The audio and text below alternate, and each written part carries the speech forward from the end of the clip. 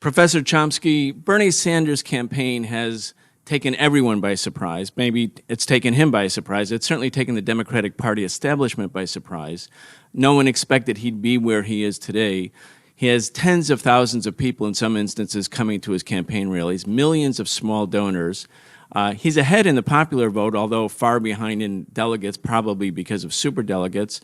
He says that students should go to school and it should be free, that student debt should be lifted, that affordable health care should be a right. And he also calls for a political revolution. What do you think about that? I mean, that's something quite new in the American electoral scene. What is a political revolution? What is the significance of Sanders' campaign? What are your thoughts? The only thing that I think should be qualified is the phrase political revolution. What he's actually calling for is what was pretty well understood and accepted in the 1950s. In fact, President Eisenhower wouldn't have been much surprised by his proposals. He's fundamentally, as I read his positions, a New Deal Democrat, traditional New Deal Democrat, in the fact that it's his and his positions have been supported by a considerable part of the population, often large majorities, for decades. So he's putting forth positions which are very familiar among people's attitudes, in fact, often strongly supported. Take, say, national health care. Right now, about 60% of the population support it, which is pretty remarkable when you think that nobody publicly advocates it. Every time it's brought up, it's denounced. But still, considerable majority supports it. You go back a little further, say to Reagan years, about 80% of the population thought it ought to be guaranteed by the Constitution. In fact, about 40% thought it was guaranteed by the Constitution. These are long, and the same as, take, say, free education. That's what it was like in the 1950s, virtually. The GI Bill gave not only free education, but even subsidies to huge numbers of people, veterans, who would never have gone to college. It was very good for them, very good for the country. It's part of the reason for the very high and relatively equitable growth rate in the 50s and the 60s before the neoliberal reaction set in. It's common in other countries, rich countries like Germany, poor countries like Mexico.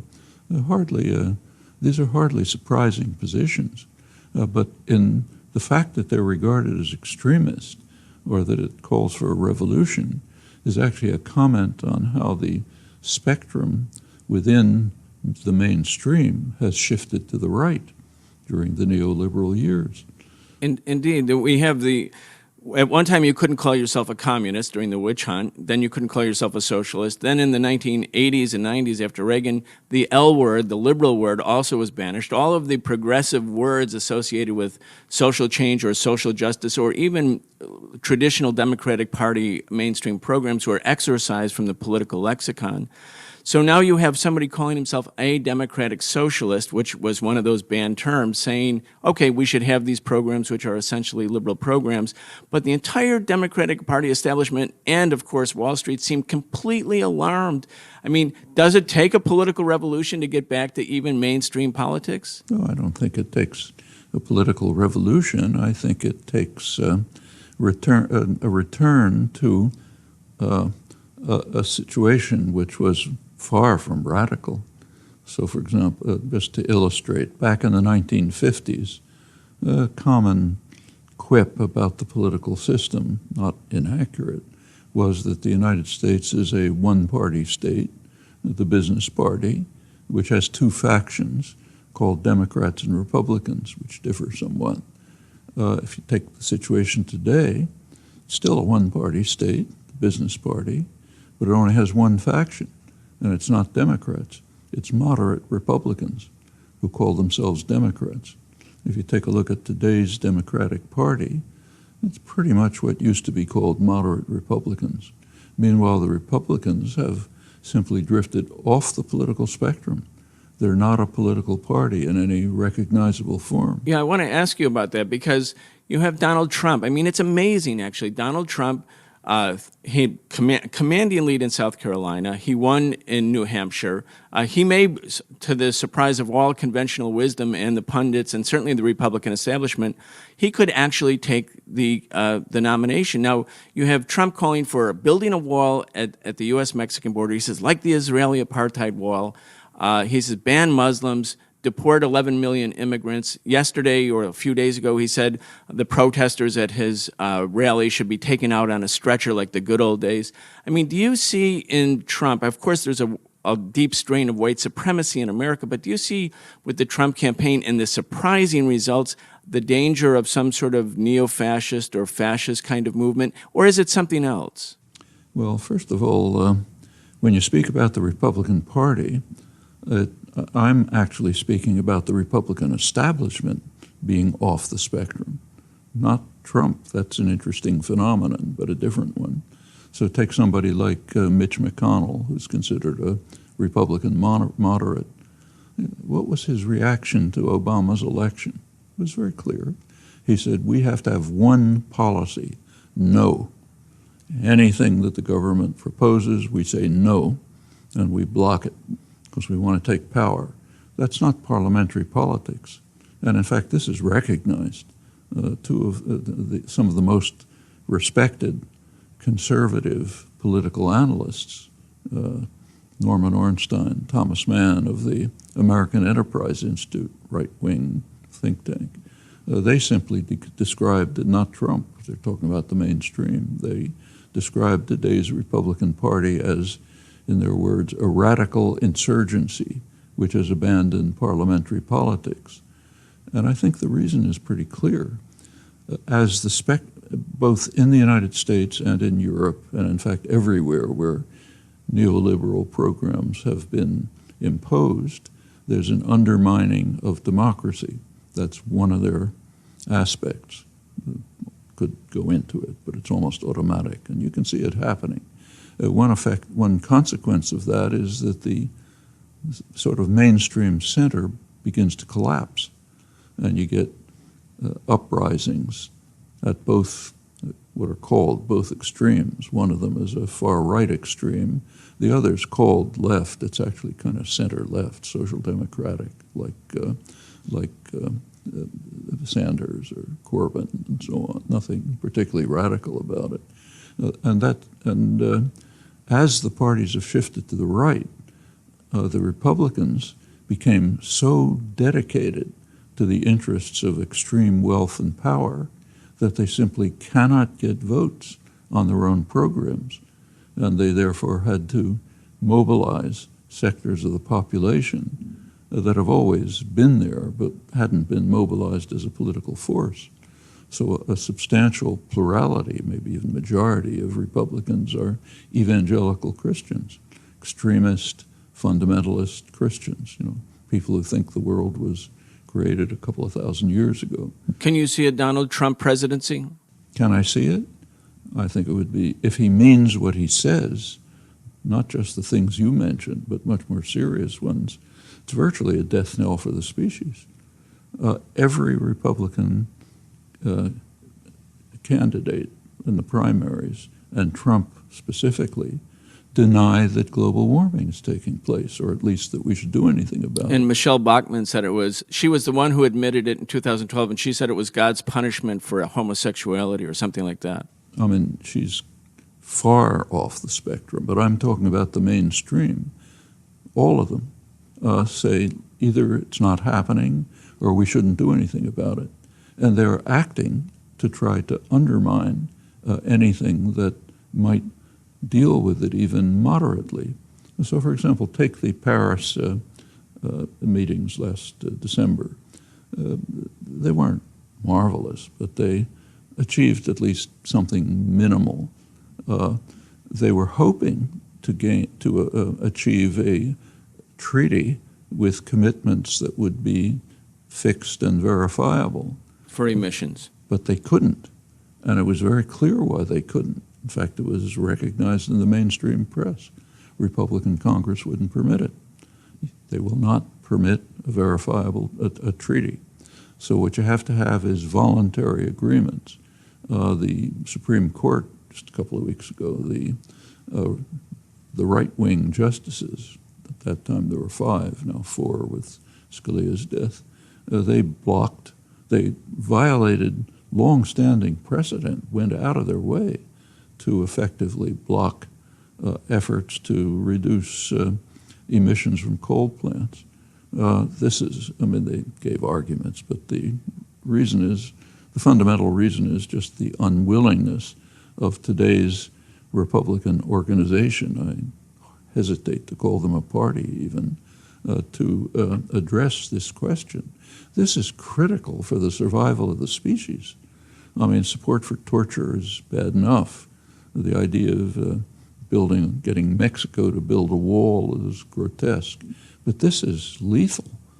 And why is it happening? Well, I think we have to ask, where is the support for Trump coming from? If there isn't careful data, but it seems to be substantially lower middle class, relatively uneducated, white males mostly. These are the same sectors of the population that are suffering something unprecedented in modern history, increase in mortality. That's an astonishing fact. The latest Nobel laureate in economics got his prize for recognizing it, but it's much more widespread. These are sectors of the population who see no hope. Their lives have been, the neoliberal programs have led, as elsewhere, to pretty much stagnation, for even decline for large parts of the population, alongside of accumulation of spectacular wealth in a tiny sector which has become a kind of a different society. They're separated from the mainstream society. The hope for the future has declined for the first time, maybe in history. I'm old enough to remember the Depression, which was objectively much worse than today, but it was a hopeful period. My relatives, unemployed factory workers and so on, lived at a level of poverty much beyond anything today, but they expected that the future would be better. Things were happening. CIO organizing was taking place. There was a relatively sympathetic administration. Moderate social democratic programs were being instituted. It looked as if somehow we'll get out of this. That's not the attitude today. The people who are coming to the Trump rallies, as far as you can tell, are people to a large extent who feel that everything's been taken away from them. And there is, as you mentioned, a strong element of white supremacy. One demographic fact is that the white population pretty soon, in the foreseeable future, will actually be a minority. So they are taking our country away from us. There's always been, way back, a bitter anti-immigrant extremism. The first, apart from Oriental exclusion, the first major immigration bill in 1924, after the First World War, was pretty much aimed at Italians and Jews. They called it Eastern, Southern, and South, Eastern European and South European, but that meant Jews and Italians. That's one of the reasons why plenty of Jews ended up in gas chambers. They couldn't get here. And that went right through to, after the end of the war. If you go back earlier, right here in Boston, when the Irish immigration came in the late 19th century, you could see signs on restaurants saying, "No dogs are Irish." Irish were treated like African Americans, which is the absolute bottom. And this goes way back. We're here, we don't want you, And Europe, it's even worse. I think Europe is probably more racist than the United States. You can see it right now. But this is real, and this is part of the cheering for Trump when he says build a wall. And if you think about it, what is that wall supposed to do? In fact, what is Obama doing? Obama has been pressuring Mexico to keep the Central Americans away from our border. Why are people fleeing Central America? Because the U.S. destroyed Central America, especially under the Reagan years. If we could, in the limited time we have, I want to move over to the Obama administration and also to Hillary Clinton, who was, of course, the Secretary of State during the first Clinton term. On October 20th, the day Gaddafi was killed, he was lynched after a very long bombing campaign. Thousands of bombs and missiles dropped on Libya in the name of protecting civilians. Finally, it ended after he was killed, but that day, Hillary Clinton was caught on video saying, "We came, we saw, he died," kind of happy, giddy. I mean, here we have ISIL, Islamic State, so-called, now taking over big parts of Libya, as they have in Iraq, as they have in Syria. And you have the Obama administration largely responsible, at least in the last 7 years, for policies, I believe, that have created the space for ISIL. Of course, the Bush invasion in 2003 of Iraq got the ball rolling.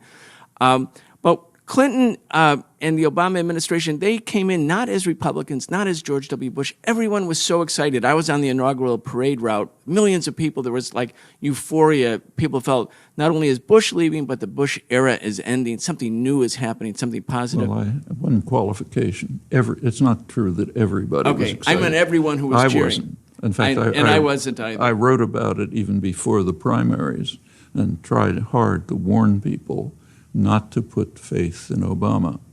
There's nice rhetoric, but if you look at the policies that he was advocating, they were pretty ugly. Well, that's what I want to ask you. It seems, as you described, the political establishment has moved so far to the right that even basic liberal programs have now been considered a threat to the economic and political elites and exercised and called communist or socialist. When Obama introduced Obamacare, which was Mitt Romney's program, they called that socialist and communist. But has U.S. foreign policy been basically taken over by the neoconservative framework? No, it's been taken over by mainstream liberalism, which is very hawkish. Take Obama's position on the war in Iraq, which is he's praised highly for opposing the war. Ask yourself why he opposed it. He says, we don't have to invent it. He says he opposed it because it was a strategic blunder, not because it's wrong to invade another country and not only violate international law radically, but smash up the country, destroy it, kill hundreds of thousands of people, generate millions of refugees, ignite a sectarian conflict which did not exist before, which is now tearing the country and the region apart. That's not the reason to object to it, rather because it was a blunder. It was going to cost us too much. I mean, that's like Russian generals who opposed the invasion of Afghanistan, said, look, this is pretty stupid. We shouldn't do it. Do we praise them? I don't. But he's the most extreme protest, objection that can be voiced within the mainstream is it was a mistake. It was incidentally exactly the same in the case of Vietnam. It's the worst crime since the post-war era was the invasion of South Vietnam, then all of Indochina. But if you go to the end of the war, when there was strong opposition, popular opposition, I actually reviewed the mainstream commentary. You go to the far critical extreme, say Anthony Lewis of the New York Times. He says the U.S. began with blundering efforts to do good. Now that's a tautology. Anything we do is an effort to do good. So we began with blundering efforts to do good, but by 1969, it was clear that it was a disaster and we could not achieve our benign goals at a cost acceptable to ourselves. So it was really a mistake. That's the answer to the question of invading a country, killing millions of people, destroying the region, chemical warfare, which is still people still dying in Saigon hospitals. The only thing is it was a mistake, cost us too much. In Syria, in August, September 2013, I remember very vividly because I was outside the White House protesting against the possible and what seemed to be inevitable war against Syria, the bombing war, not the other war. But at that time, John Kerry, who was demanding the bombing and who said Syria has crossed the red line, and that red line was established by Obama because the Syrians purportedly used chemical weapons, at that time there was no comment at all about ISIL. It was all against the Syrian Arab Army, the Syrian government. Whatever one thinks about the Assad government, it was the secular, nationalist, independent government. It had opposed groups like ISIL in the past. Whatever one characterizes it. Today the U.S. government has completely shifted in one way, maybe not completely, has shifted in one way, both its rhetoric and its orientation, and has agreed with Russia that there should be a ceasefire in Syria. From your point of view, what accounts for this kind of change? Obviously, there was grassroots opposition to a new war in 2013, but this is a pretty profound shift, isn't it? Well, first of all, I think we should recognize that the Assad government is absolutely monstrous. It's a vicious, brutal government which has carried out enormous atrocities. It was harsh and autocratic before, but in the course of the past few years, it's guilty of extraordinary war crimes. What accounts for the U.S. policy, and in fact, most policy, is pretty incoherent. But what accounts for the change is just the change in the situation on the ground. At that point, there was no ISIS in Syria. Now there is. In 2013, there was. Barely. Now it's a very substantial force. And the question is exactly what to do to try to find. The U.S. it wasn't so much opposed to a ceasefire. It was calling for negotiations, but at first on the condition that the Assad government not participate. It did shift position on that. The Assad government, as I said, is monstrous, but it has to participate in negotiations. To reject that is just a call for endless war, because they're not going to just say, goodbye, please kill me. So yes, they have to participate. And that was a move which was proper, I think. The one slim hope, and it's pretty slim, for something happening in Syria short of self-destruction of the country is ceasefires, a negotiated settlement with eventual diplomatic outcome, which will probably be pretty ugly. That's, if there's any other hope, I don't see it. But if you look at what's actually happening, it's pretty incoherent. I mean, Turkey, U.S. ally, their main goal is to attack the Kurds, the one ground force opposing ISIS. And they're have been a kind of a funnel for support of ISIS, not officially, but in practice. Saudi Arabia and Qatar, other U.S. allies, are openly supporting the al-Nusra Front, as is Turkey publicly, which is hardly different from ISIS. The U.S. is supporting the Syrian Kurds, but opposing the Iraqi, the related Kurdish group in Turkey, in Iraq, which is in fact on the terrorist list. The policy is, I mean, you have to kind of sympathize with the Obama administration. It's very hard to imagine a coherent policy in this complex. And it does trace back to the, you were correct, it traces back to the invasion of Iraq, which among its other crimes did instigate the sectarian conflict and the atrocities out of which finally came this particular monstrosity, ISIS.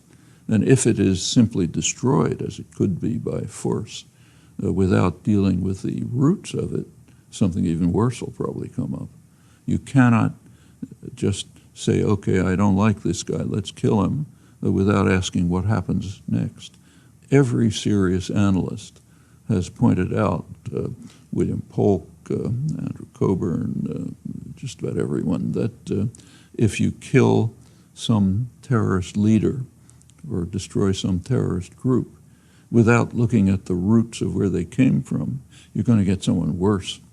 It's happened consistently over the years. Just recently, one of the main U.S. government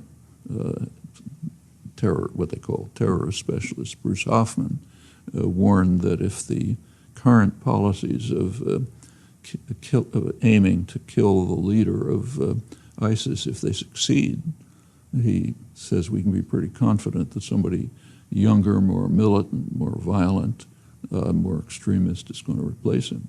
That's been the consistent pattern. So you must deal with the roots of the phenomenon, not just say, okay, let's kill this bad guy. And that has not been done. I mean, take a look at the so-called global war on terror, which was declared in 2001. At that time, what they call terrorists was located in a small, remote tribal area of Afghanistan. Where is it now? All over the world. Every time you hit the system with a sledgehammer, you make it worse. Iraq is one case, Libya is another. At that time, the initiative was not Obama, it was France. It was France, followed by England, and the United States went along. They did ram through a Security Council resolution, which called for ceasefire and protection of civilians, negotiations, diplomacy. Actually, Gaddafi accepted it, but NATO did not. They immediately violated it, became the air force of the rebels. The effect of that was to sharply increase the number of casualties, at least by a factor of 10, according to an analysis by pretty conservative analysts in Foreign Affairs, main establishment journal. Sharply increased the number of casualties, left the country in ruins. It's now total chaos in the hands of warring militias. It did open an opportunity for ISIS to establish itself, and it's also it spread.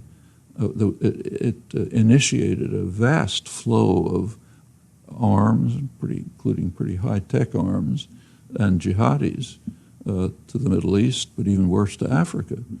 West Africa is now the locus of the worst terrorism in the world, much of it flowing from the NATO attack on Libya. And it also happened to have opened a funnel for refugees fleeing from countries in Africa where Europe has a record, not a very pretty one, extending what's called the refugee crisis in Europe.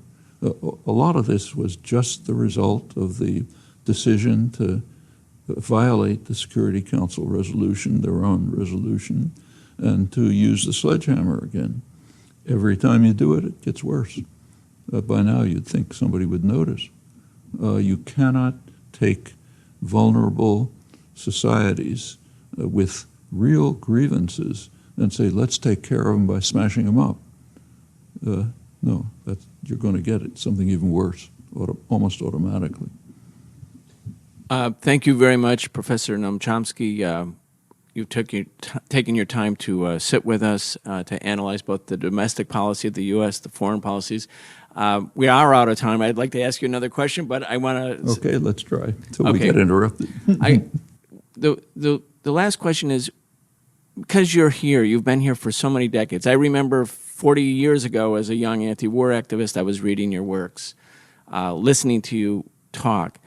When you look back and look forward, do you view yourself as a historical optimist at this point or a historical pessimist, or are those improper labels? In other words, do you have hopefulness about what's coming? Well, as far as hopefulness is concerned, we have two choices, always. We can say, it's hopeless, I'll give up, therefore I'll contribute to the worst possible outcome. Or we can grasp the hopeful signs that are always there and are very much there here right now. So You opened by talking about the support for Sanders. Yeah, that's hopeful. We can grasp that, and maybe we'll help make things a little better.